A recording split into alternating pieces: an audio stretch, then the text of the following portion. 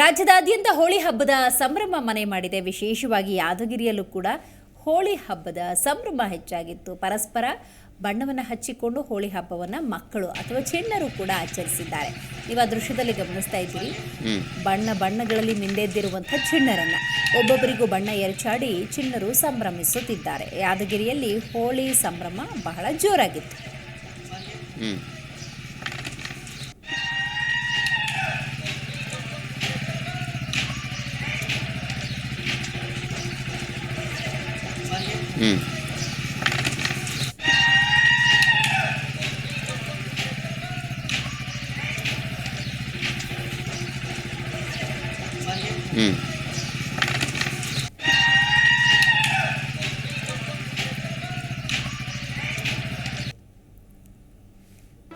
G Kannada news ಈಗ ನಿಮ್ಮ ಮನೆಯಲ್ಲೇ ನೋಡಿ.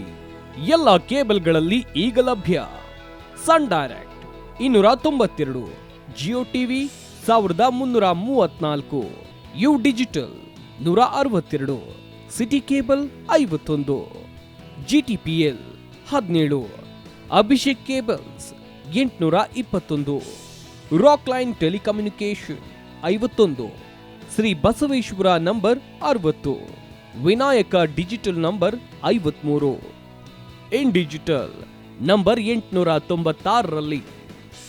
ನಿಮ್ಮಿಸ್ತದ ಜಿ ಕನ್ನಡ ನ್ಯೂಸ್ ನೋಡಿ ಆನಂದಿಸಿ.